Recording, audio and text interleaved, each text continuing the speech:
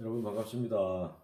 음, 오늘 새벽에 잠시 일어나서 지난번에 제가 촬영한 동영상을 확인하다 보니까 한 분이 제게 멘트를 날려주셨어요. 아마 멘트를 주신 분은 처음이신 것 같습니다. 일단 고맙습니다.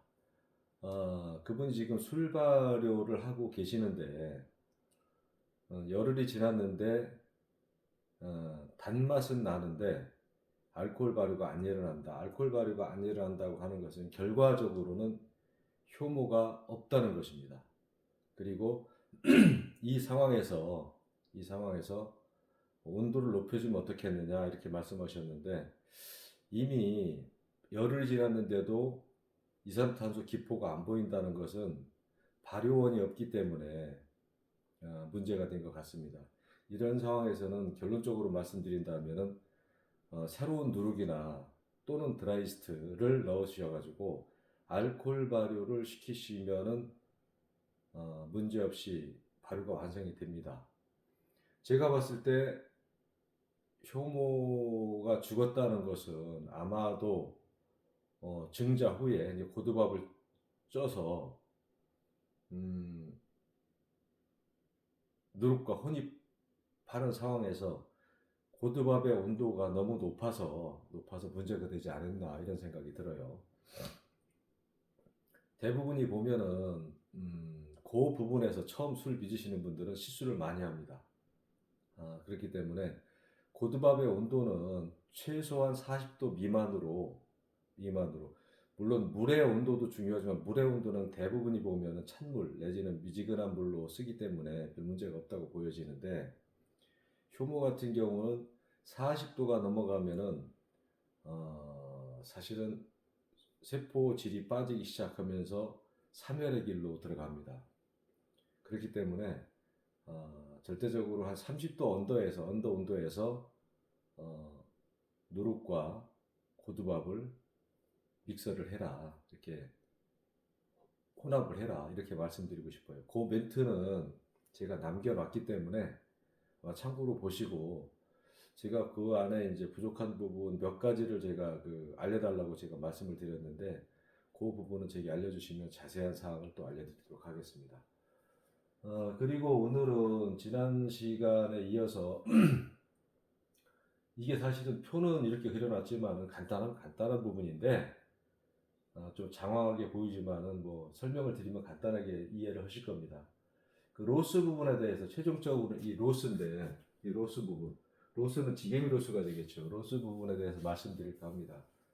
뭐 가양주를 빚으시든지 뭐 소규모 양조장 뭐 대화된 양조장도 알코올 도수가 높았을 경우에는 이 로스 부분이 문제가 될 것입니다. 이번에 처음으로 저는 이제 출세 신고를 해야 되는데 사실 다 해놓고서 요 부분에서 막혀가지고 담당하시는 분과 한번 연결해서 이 부분을 상의를 해야 될 것 같아요. 예를 들어서 어, 12%의 술을 빚어서 6%짜리 막걸리를 만들 경우에 사실은 100% 물을 추가합니다. 100% 물을 추가하게 되면은 로스율은 사실은 오히려 없고 술량은 많아집니다. 그것은 문제가 안 되는데 저도수의 술을 상품을 생산할 때는 문제가 안 되는데 고도수 16% 이상 18%까지 뭐 20, 최대치 22%까지 술을 생산할 경우에는 이 로스 부분은 반드시 문제가 되고 두 번째는 특히 약주 부분은 여러 번 지게미를 걸러내서 맑은 술만 떠서 병입을 해야 되기 때문에 로스는 더 커질 수밖에 없습니다. 그리고 또 한 가지는 그 국세청에서 생각하는 그 로스율이라는 것은 저도수의 알코올에 대해서만 기준을 두고 생각하는 것이지 고도수 알코올에 대해서는 어, 생각을 않고 법정 로스를 계산을 하고 있는 것 같습니다. 그리고 특히나 이제 사실 18도의 전통주를 빚는다는 것은 정말 어려운 것입니다. 더군다나 저 같은 경우는 미수곡주는 누룩만 가지고 18도에서 최대치 20.38도까지 술을 빚었는데, 그랬을 경우에는 더더군다나 이 로스 발생량이 상당히 높습니다. 그렇기 때문에 이 로스는 큰 사업이든 적은 사업이든 전통주 사업을 하시는 분들이 꼭 알고 넘어가야 될 부분이기 때문에 오늘 한번 거론을 하고자 도표를 좀 그려놨습니다. 일단 살펴보면은 우리가 흔히 발효를 할 경우에 누룩과 맵쌀과 찹쌀과 정제수, 이게 기본으로 들어가는 이 재료를 가지고 18%의 전통주를 빚었다. 탁주를 빚었다고 봅시다. 약주는 아까 말씀드린 대로 로스율은 더 많이 발생을 합니다. 그리고 국세청에서 요구하는 것은 탁주를 빚을 때는 탁주의 용기에서 빚어야 되고, 약주를 빚을 때는 약주의 용기라는 것은 발효기가 되겠죠. 발효기에 빚어야 된다는 규정이 있고, 또 이것을 혼입해도 안 된다는 규정도 있습니다. 그렇기 때문에 일단은 탁주부터 말씀을 드릴까 합니다. 일단 누룩이 5kg 들어가고 맵쌀이 15kg, 찹쌀이 30kg, 정제수가 50kg, 합계 100으로 봤을 때 100리터 100kg로 봤을 때 우리가 이 부분은 배운 부분인데, 이 공유에는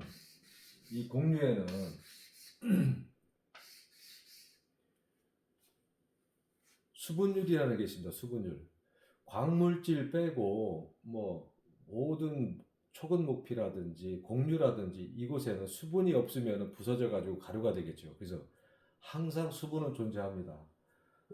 일반적으로 우리가 이제 먹는 쌀을 도정을 했을 경우에 제일 맛있는 수분율이 14에서 16%라고 합니다. 그리고 쌀로 방아를 쪄서 도정을 해서 유통하는 것도 보통 15% 전후로 보시면 될 것 같습니다. 그러면은 순수 전분질을 한번 계산해 보자고요.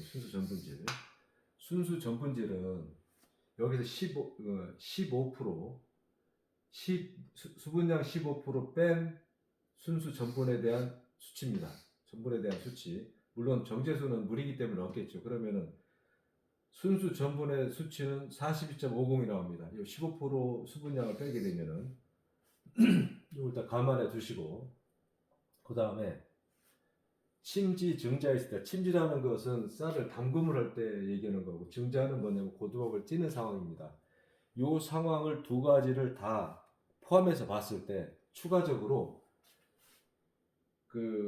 공유에 들어있는 수분 외에 저는 25% 최대치를 올려놨습니다. 대개 보면은 여기에서 미수곡주 같은 경우는 22% 정도가 중량이 업됩니다. 수분 중량이 업됩니다. 근데 25%까지 보시는 분이 있기 때문에 최대치로 올려놨습니다. 그러면은 누룩은 침질시키는 게 아니기 때문에 일단 제로로 넣고, 맵쌀 같은 경우는 수분 함량이 3.75가 업됩니다. 그 다음에 찹쌀 같은 경우는 마찬가지로 7.50kg가 25% 업됩니다. 그럼 요 수치가 11.25가 나옵니다. 11.25.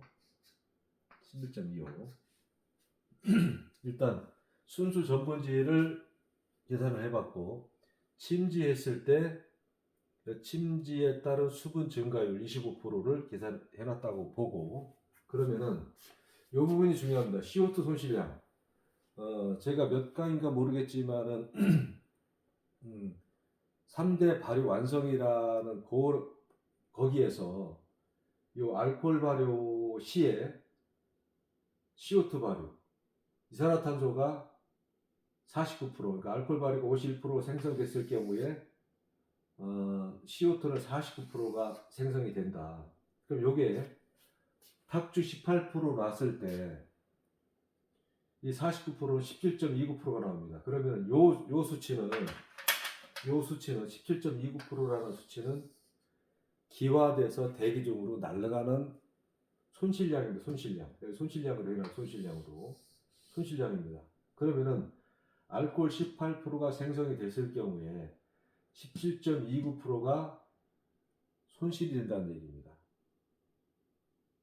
자, 여기까지는 이해하셨으리라 봅니다. 자, 그러면은 알코올이 18% 생성되는데 CO2는 17.29%가 손실됐다고 봤을 때, 그러면은 전체량은 17.29%가 순수 손실량으로 나오는 겁니다. 순수 손실량으로. 이렇게 봤을 때 발효 후에 뭐 지게미량을 일단 뒤로 두고 발효 후에 A 마이너스 C, 요거 순수 전분질이기 때문에 아니죠. A 플러스 C, 그러니까 요 수치에 100이라는 수치에, 그 재료에 대한 100이라는 수치에 25%를 추가해야 되겠죠. 25% 추가하게 되면은 잠깐만요. 그렇죠. 실질적으로 25%를 추가하게 되면은 93.96이 나옵니다. 무슨 얘기냐면은 발효 총량에서 심지 증자 시에 25%가 수분이 올라가는 것을 더한 다음에 D 손실량 17.29%를 빼게 되면은 93.96이라는 수치가 나옵니다. 93.96이라는 수치. 자, 그러면은 이미 여기서 발효 후에 아무것도 손을 안 대고 로스를 계산 안 했더라도 약 6% 정도의 로스가 발생을 합니다. 6% 정도 로스. 이 됐을 때 25% 최대치로 해가지고 25% 수분이 증가됐다고 보여졌을 때, 봤을 때 약 6% 정도, 6% 정도의 이미 발효가 끝난 상태에서는 로스가 생깁니다.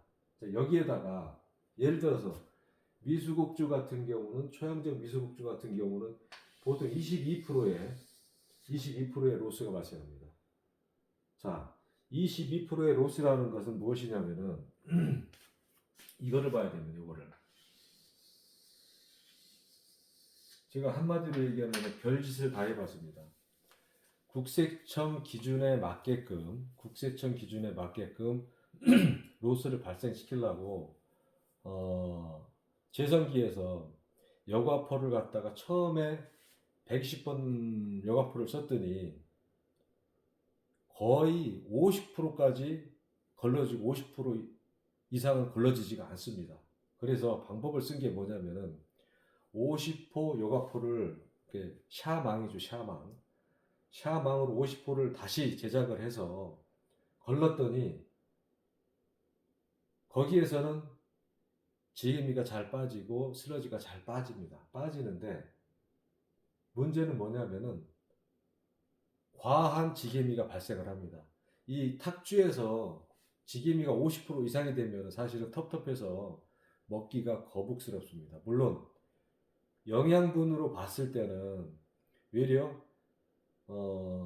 지게미 밀도가 낮은 것보다는 높은 게 더 좋다고 봅니다. 그렇지만은 음용하는 데 있어서는 지게미량이 많았을 때는 걸쭉하고 텁텁하기 때문에 이것을 다시 120번 그 여과포로 또 한 번 걸러줍니다. 그러면 미세 지게미가 약 30%에서 38%까지 생기게 됩니다. 그 정도면은 전통주로서의 어떤 그 음용하시는데 그 큰 무리가 없는 수치라고 보여져서 그 정도까지 여과를 하고 다시 한번 120번 여과포에서 눌러 짭니다. 그랬을 경우에 22%의 평균 잡아서 22%에서 25%가 왔다 갔다 하지만은 낮게 잡았을 때 22%의 지게미 로스가 발생을 합니다. 그러면은 71.96이 되겠죠. 71.96. 자, 그러면은 여기서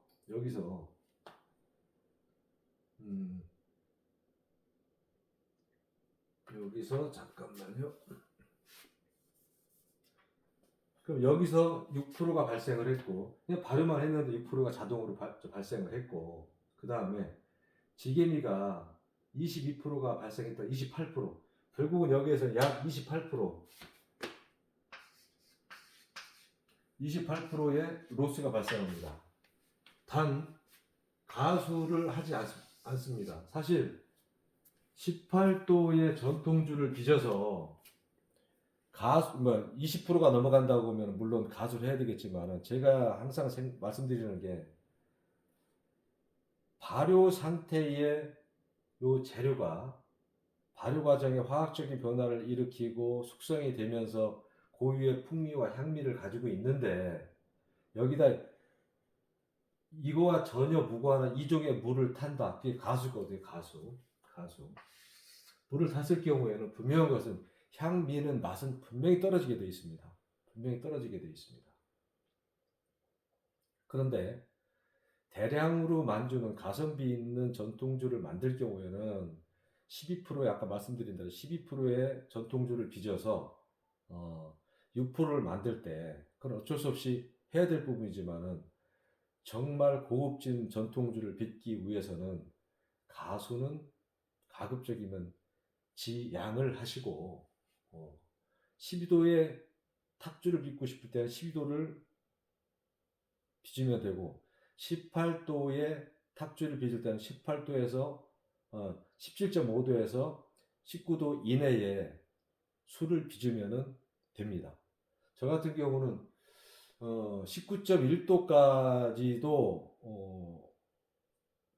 약주가 나왔는데 물을 희석을 하지 않고 사실은 뚜껑을 열어가지고 몇 번 저어주고 휘발을 시키면은 19도 온도로 바로 떨어집니다.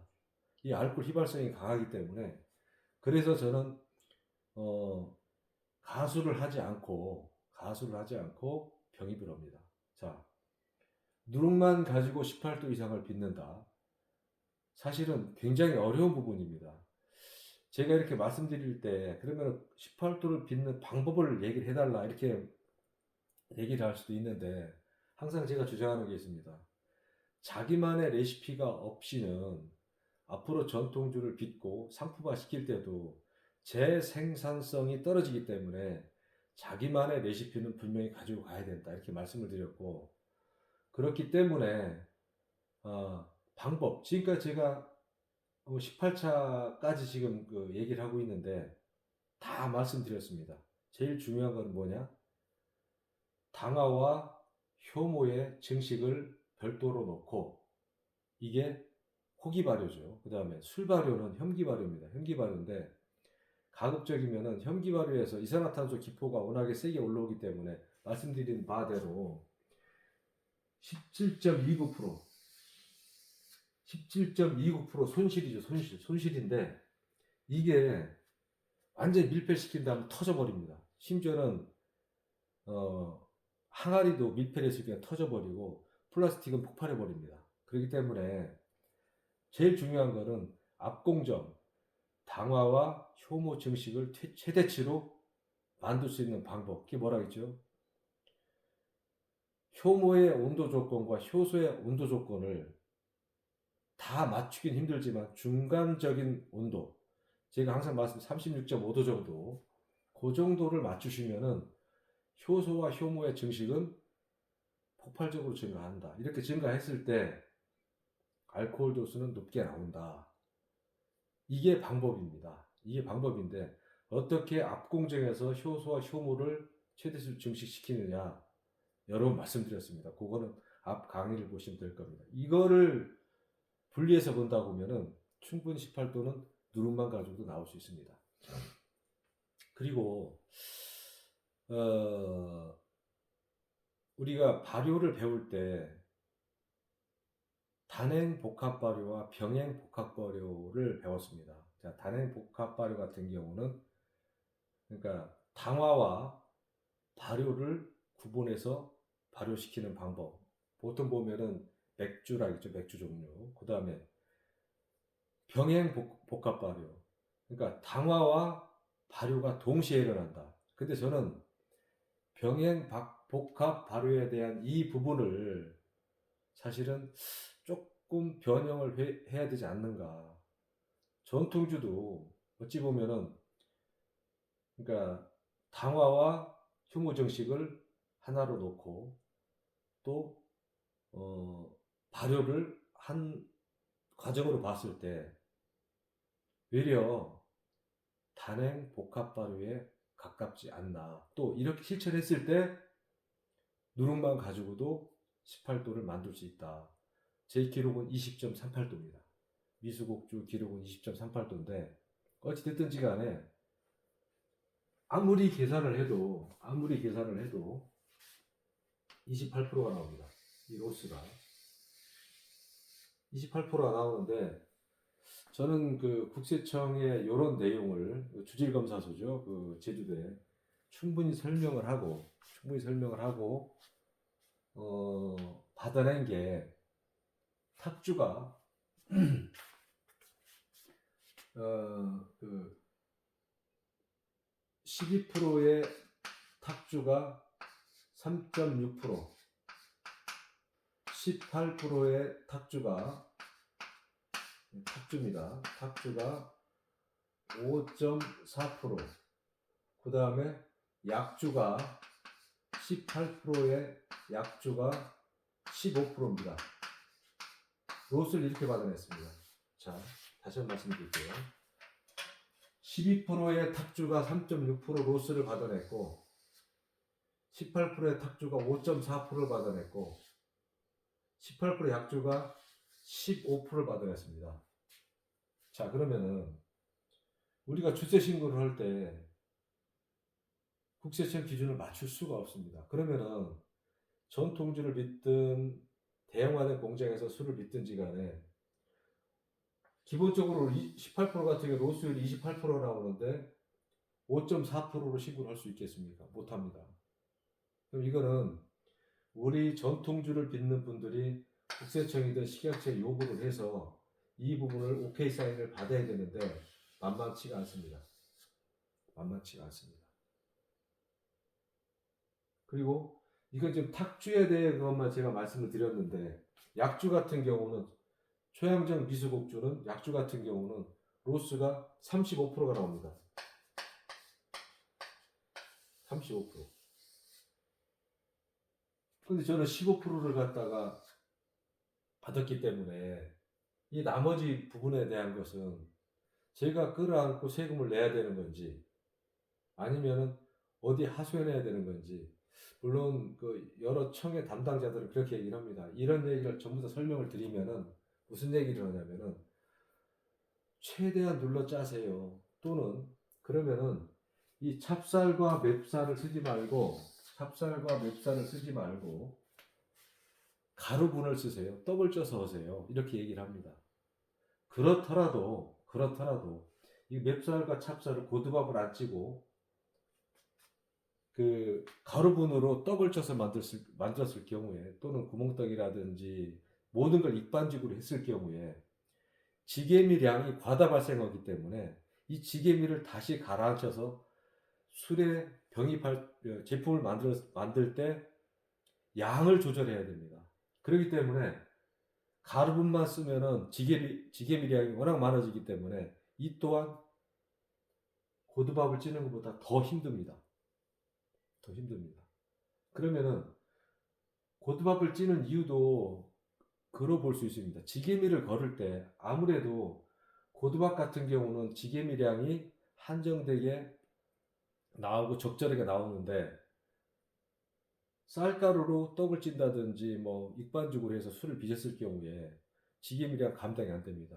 특히나 약주 같은 경우는 아무리 제성을 하고 하우징 여과기 2번, 3번 필터링을 하고 하더라도 제가 35%가 나오는데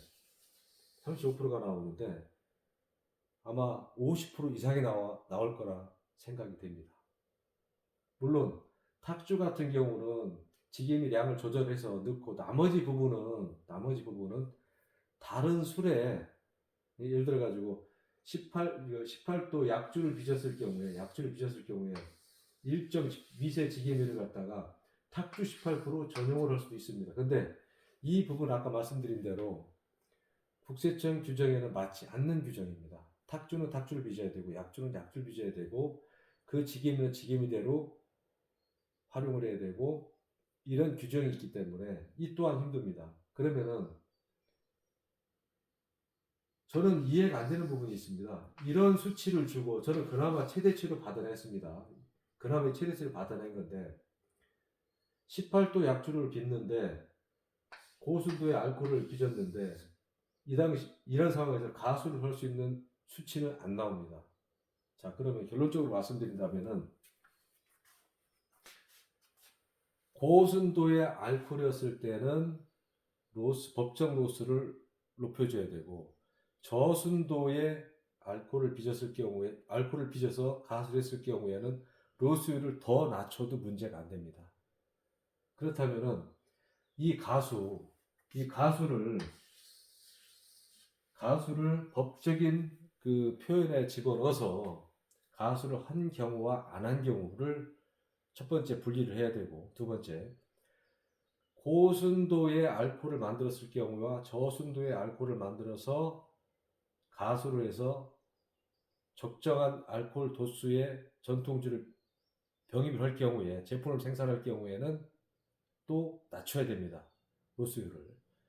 이 부분을 제가 한번 요구를 해볼까 합니다. 국세청이든 식약처든 요구를 해볼까 하는데 쉽지만은 않을 것 같아요. 근데 제가 이번까지 제가